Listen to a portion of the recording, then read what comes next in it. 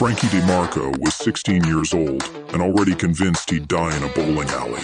Not from a heart attack or a rogue ball, but something more poetic, like slipping on a puddle of Schlitz and impaling himself on a disco trophy.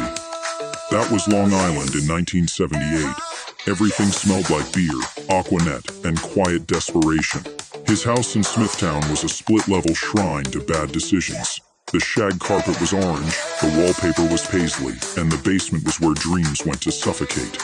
His father, Tony, sold stereo equipment out of the trunk of his Dodge Dart and claimed he once did business with Billy Joel.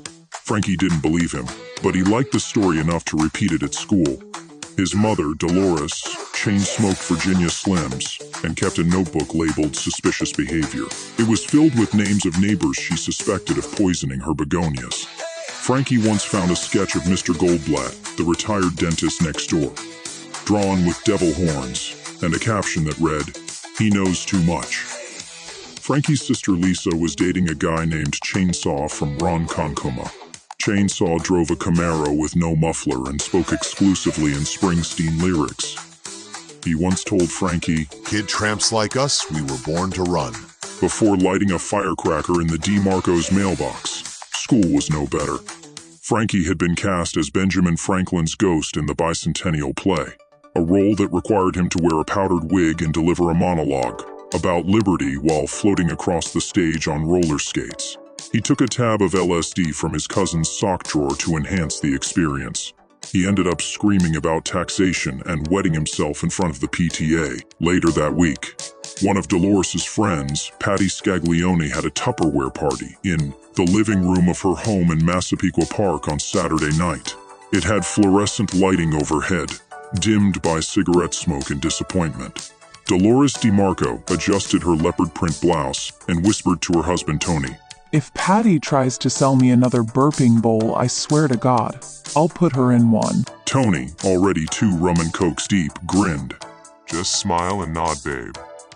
We're here for the free meatballs." The Scaglione living room was a shrine to suburban excess, shag carpet thick enough to lose a toddler in, mirrored walls reflecting every regret, and a coffee table shaped like a dolphin. Patty stood at the front, wearing a turquoise pantsuit and wielding a stack of Tupperware lids like playing cards. Ladies, this is the Modular Mates collection. BPA-free, airtight, and perfect for storing your husband's secrets, she announced. The crowd chuckled. Dolores did not. Frankie sat cross-legged on the floor, poking a fondue pot with a plastic fork. The cheese bubbled ominously, like it knew what was coming. Chainsaw, Lisa's boyfriend, leaned against the wall in a denim vest and whispered to Frankie, "This is gonna blow, kid. I can feel it." It started when Patty passed around the limited edition Harvest Gold fondue forks. Dolores reached for one. So did Carol Mancuso, a woman with a perm so tight it looked like she'd been electrocuted. "I was reaching first." Carol snapped. "You were reaching like a raccoon in a dumpster," Dolores replied. Tony tried to intervene. "Ladies, it's just a fork." Carol swung her purse. It hit Tony square in the gut, knocking his drink into the fondue pot. The cheese hissed. Chainsaw screamed. "She's melting the truth." Frankie dove under the coffee table. Lisa grabbed a Tupperware lid and used it as a shield. Patty shouted, not the dolphin table. Dolores lunged for the forks. Carol countered with a ladle. The 2 women collided in a whirl of polyester and rage, knocking over a tower of stackable containers. The lids scattered like poker chips in a mob raid. Tony, now covered in fondue and shame, crawled toward the exit. "We're never coming to Massapequa again," he muttered. When the dust settled, Patty stood in the wreckage, holding a single fork like Excalibur. Who wants to place an order? Dolores lit a cigarette with trembling hands. "I'll take the whole damn set." Tuesday at about 2:17 a.m. in the Babylon Town Hall Records basement, with its lighting flickering fluorescence, one buzzing like it's trying to confess something. Frankie DeMarco crouched behind a filing cabinet labeled 1976 to 1979, Zoning and Regrets. He wore his dad's old members-only jacket and a pair of stolen bowling shoes. Chainsaw, ever the anarchist, had repurposed a mop handle into a lockpick and was chewing on a toothpick like it was a cigar. You sure this is the right place? Frankie whispered. Chainsaw nodded solemnly. I saw it in a dream. Donna Summer was crying and the roller rink was glowing. It's all connected. They'd slipped in through the janitor's entrance, bypassing the alarm system with a cassette tape of the Bee Gees' greatest hits. Apparently, the building's security was emotionally vulnerable to staying alive. The basement smelled like mildew and broken promises. Rows of metal cabinets loomed like bureaucratic tombstones. Frankie rifled through drawers until he found a folder labeled Subsurface Recreational Permits. Confidential. He opened it. Inside, a map of the all-weather roller rink in Copaig, but beneath it, in faded ink and disco font, was a second layer. The Temple of Eternal Groove. Chainsaw gasped. It's real, the cult, the sequins, the rituals. The map showed a hidden staircase beneath the rink's snack bar, leading to a subterranean chamber marked Sanctuary of the Mirror Ball. Symbols surrounded it. Platform shoes, lava lamps, and what appeared to be a sacred fondue cauldron. Frankie traced the lines with his finger. They've been zoning illegally.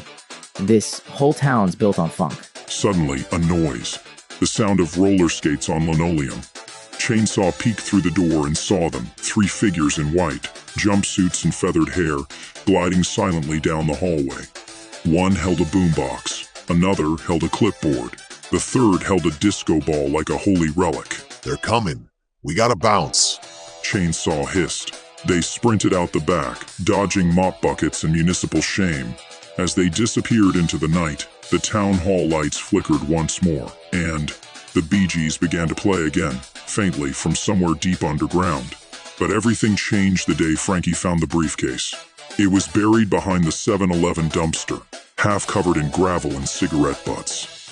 Inside were Polaroids, dozens of them, showing town officials in compromising positions. The mayor in a feather boa, the school principal in a hot tub, with a raccoon, and someone who looks suspiciously like Mr. Goldblatt wearing nothing but a Clint Eastwood mask. Let's go, before they make us join. Frankie showed the photos to Chainsaw, who said, This goes deep, kid. Real deep, like Watergate deep. They decided to investigate. Their journey led them to the roller rink on Sunrise Highway, where a disco cult known as the Lawn Whisperers held secret meetings beneath the snack bar. Frankie infiltrated the group by pretending to be a Lost Bee Gees backup dancer. He learned that the cult believed mowing lawns released spiritual energy, and that the town's zoning maps were being altered to create a giant pentagram of perfectly trimmed hedges. The climax came during a roller disco fundraiser. Frankie, dressed as Benjamin Franklin's ghost, skated into the center of the rink and shouted, "The truth is buried in the begonias," before throwing the Polaroids into the crowd like confetti. Chainsaw lit a firecracker. Dolores fainted. Tony tried to sell a stereo to the cult leader. The next morning, the DeMarcos were featured in Newsday under the headline, "Local Boy Exposes Disco Cult, Family Barred from Roller Rink." Frankie never became a hero, but he did become a legend, at least in the aisles of the 7-Eleven, where teenagers whispered about the kid who took down the Lawn Whisperers with a wig, a briefcase, and a dream. And every time he passed the bowling alley, he smiled. Not today, Schlitz. Not today.